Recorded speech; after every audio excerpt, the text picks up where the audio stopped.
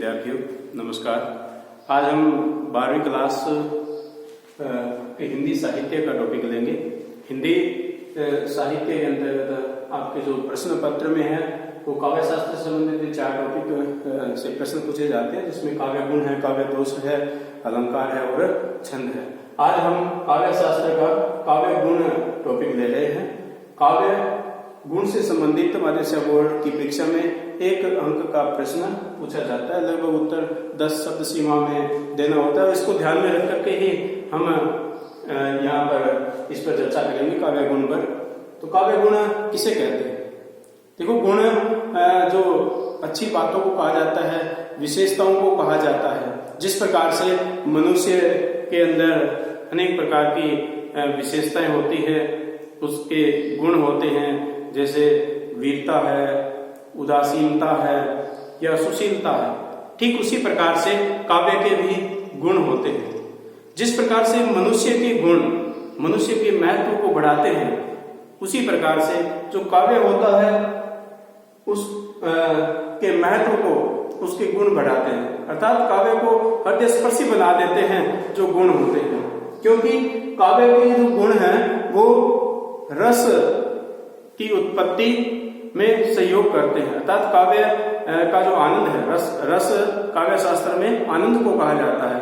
अर्थात काव्य के आनंद को बढ़ाने वाली जो बातें होती है वही काव्य गुण कहलाता है। तो इस काव्य गुण की परिभाषा लिखिए। सबसे पहले कि रस का परिभाषा लिखो। रस का उत्कर्ष करने वाली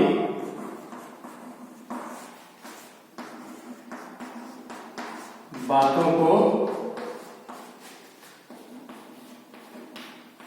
गुण कहते हैं।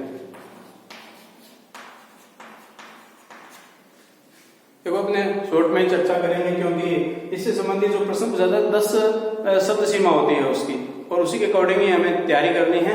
ज्यादा इसमें समय लगाने वाली बात नहीं है। तो काव्य गुण की परिभाषा, रस का उत्कर्ष करने वाली जो बातें हैं उन बातों को ही गुण कहते हैं।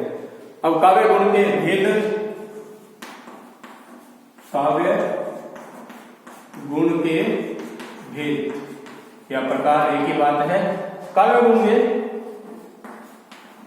3 भेद होते हैं। कितने? 3 भेद होते हैं। नंबर 1 माधुर्य गुण,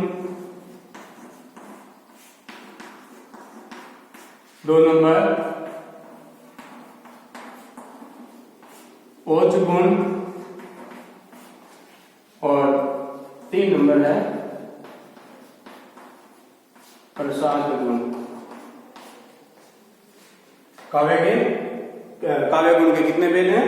काव्य गुण के 3 भेद होते हैं। माधुर्य गुण, ओज गुण और प्रसाद गुण।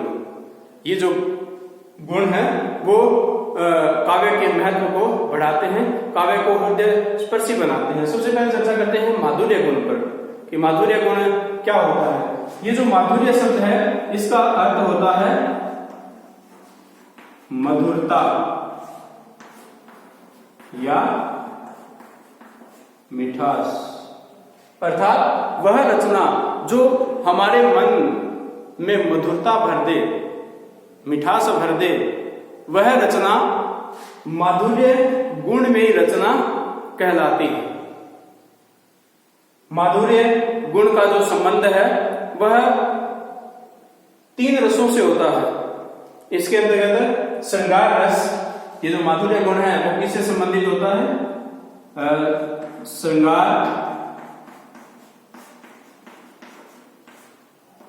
रस, करुण रस और शांत रस। अर्थात ये 3 प्रकार के जो रस हैं, श्रृंगार रस, करुण रस और शांत रस, इन रसों से युक्त रचना में काव्य गुण कौन सा होगा? माधुर्य गुण होगा।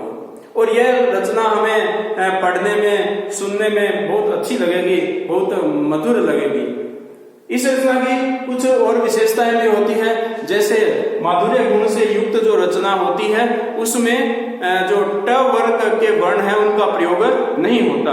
ट वर्ग को छोड़ करके क से म तक के वर्णों का प्रयोग माधुर्य गुण से युक्त रचना में होता है। इसके अलावा अनुस्वारों का अधिक प्रयोग होता है माधुर्य गुण से युक्त रचना में। किसका? अनुस्वारों का अधिक प्रयोग होता है। और जो अनुनासिक वर्ण है यानी पंचम वर्ण प्रत्येक वर्ग के अण को छोड़कर उन पंचम वर्णों का भी अधिक प्रयोग होता है माधुर्य गुण से युक्त रचना में। और लंबे समासों का प्रयोग नहीं होता माधुर्य गुण से युक्त जो रचना होती है। तो माधुर्य गुण से युक्त रचना में कुछ जो विशेषताएं हैं वो भी याद रखें। तो माधुर्य गुण, माधुर्य का अर्थ मधुरता और मिठास। माधुर्य गुण का अर्थ क्या है? जिस काव्य रचना को पढ़ने या सुनने से हमारे मन में या हृदय में आनंद का भाव उत्पन्न हो जाए, वह रचना माधुर्य गुण से युक्त होती है। इसका अपने एक उदाहरण देखते हैं। जैसे उदाहरण माधुर्य गुण का सिद्धि हेतु, उदाहरण सिद्धि हेतु स्वामी गए,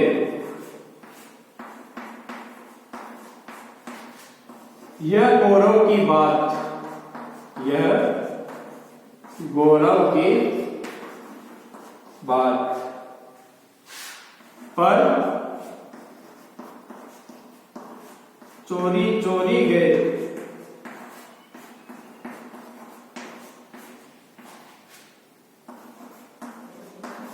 यही बड़ा व्याघात, सखी वे मुझसे कह के जाते, सखी वे मुझसे कहकर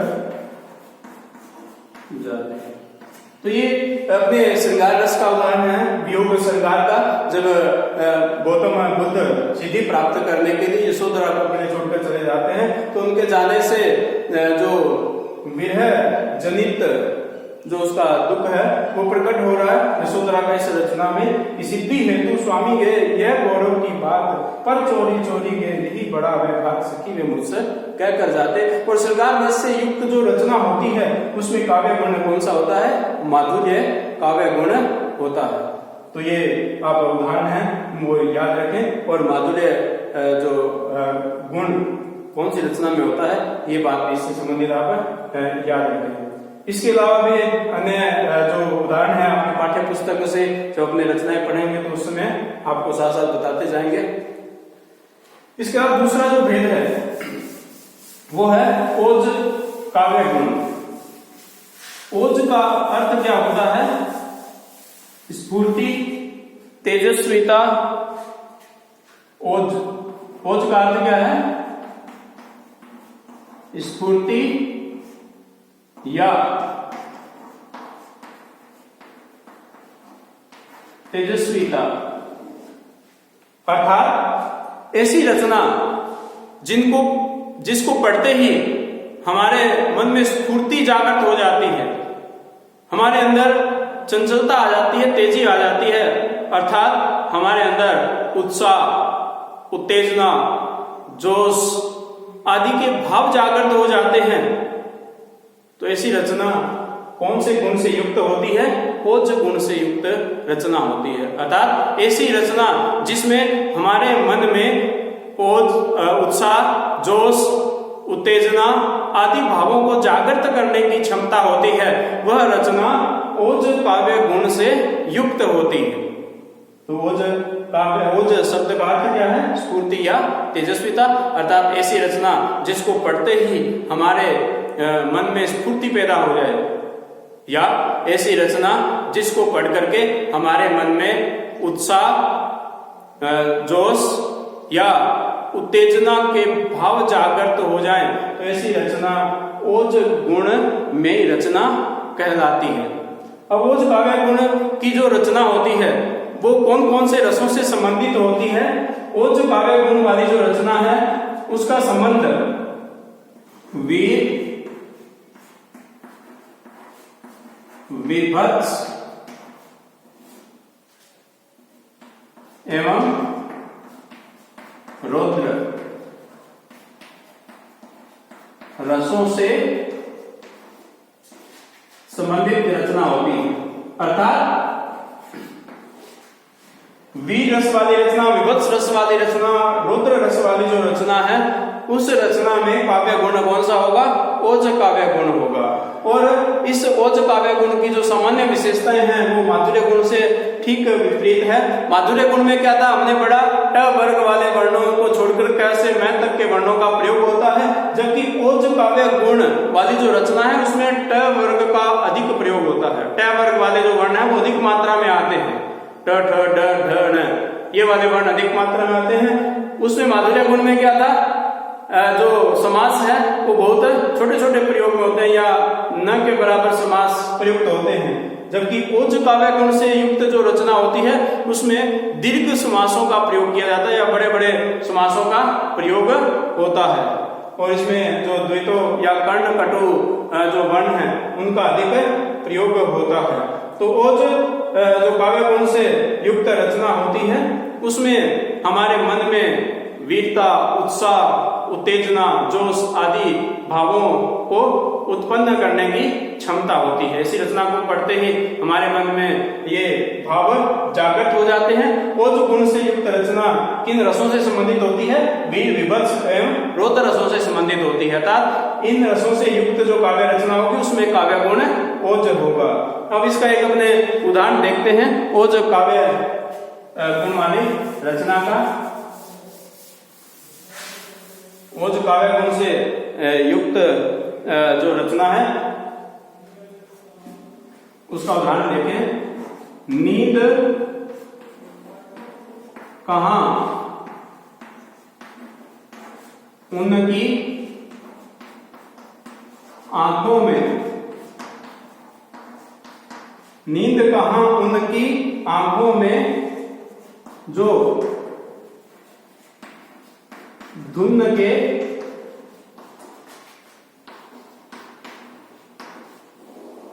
मतवाले हैं, जो धुन के मतवाले हैं। गति की तृषा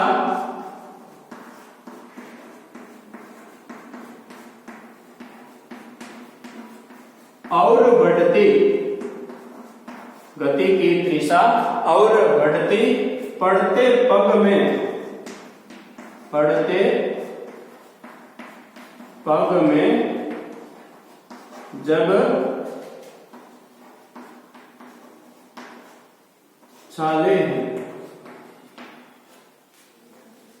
जागरूक की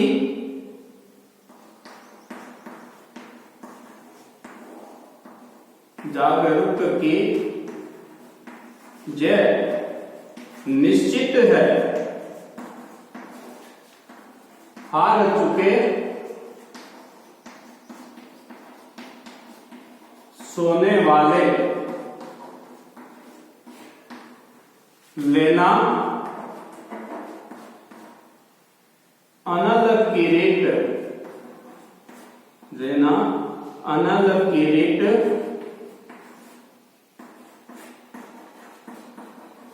भाल पर ओ आशिक होने वाले, आशिक होने वाले। दिनकर जी के ये कविता से उदाहरण लिया है, अनल किरीट कविता। नींद कहां उनकी आंखों में जो धुन के मतवाले हैं, गति की तृषा और बढ़ती, पढ़ते पग में जब छाले हैं। जागरूक की जय निश्चित है, हार चुके सोने वाले, लेना अनल किरीट भाल पर वो आशिक होने वाले। अर्थात इस रचना को पढ़ने से हमारे मन में साहस के भाव जागृत होंगे, संघर्ष करने के भाव जागृत होंगे। क्योंकि अगर हमें बड़ा लक्ष्य प्राप्त करना है तो हमें संघर्ष करना पड़ेगा। और ऐसे बड़े लक्ष्य प्राप्त करने वाले व्यक्ति नींद में समय बर्बाद नहीं करते, उनको नींद नहीं आती जब तक लक्ष्य प्राप्त नहीं कर लेते। उनका बाधाएं भी मार्ग नहीं रोक सकती। जब मार्ग में बाधाएं आती है तो उन बाधाओं से उनकी गति और बढ़ जाती है रुकने की बजाय। इसलिए जो व्यक्ति हमेशा अपने लक्ष्य के प्रति जागरूक रहता है उसकी जय निश्चित होती है। लेकिन जो अपने लक्ष्य के प्रति जागरूक नहीं होते, जो सोते रहते हैं, वो हार जाते हैं। इसलिए अगर ऐसा लक्ष्य प्राप्त करना हो तो हमें अनल किरीट मस्तक पर लेना होगा, अर्थात अनेक कठिनाइयों का सामना करना होगा। तो ये जो कविता है हमारे मन में संघर्ष करने के भाव जागृत करती है, साहस के भाव जागृत करती है और ऐसी रचना ओज गुण से युक्त होती है। अब अगला जो तीसरा भेद है वो है प्रसाद गुण। प्रसाद जो शब्द है इसका अर्थ है निर्मलता या स्वच्छता।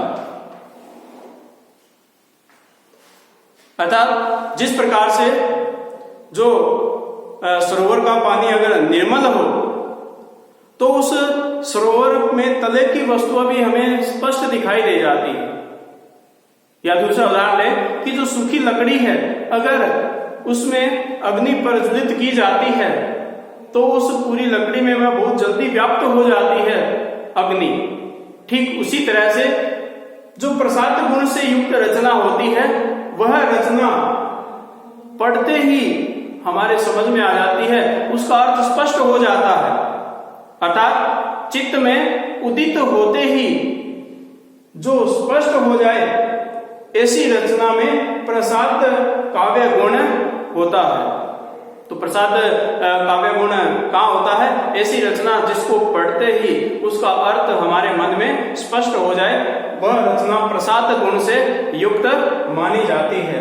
तो ये आपको दो उदाहरण दिए। प्रसाद शब्द का अर्थ है निर्मलता या स्वच्छता, और प्रसाद गुण कहाँ होता है? ऐसी रचना जिसको पढ़ते ही हमारे जो मन में अर्थ उसका ग्रहण हो जाए, अर्थ स्पष्ट हो जाए, तो ऐसी रचना प्रसाद गुण से युक्त रचना होती है।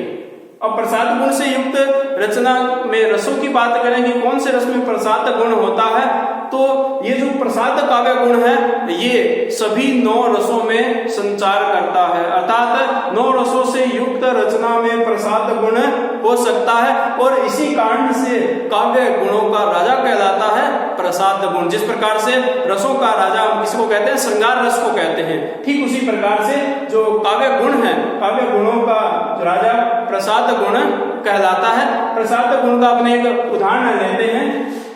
उदाहरण देखिए प्रसाद गुण का। हे प्रभु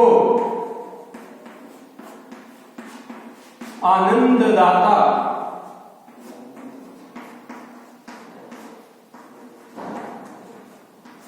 ज्ञान हमको दीजिए, ज्ञान हमको दीजिए, शीघ्र सारे दुर्गुणों को दूर हमसे कीजिए।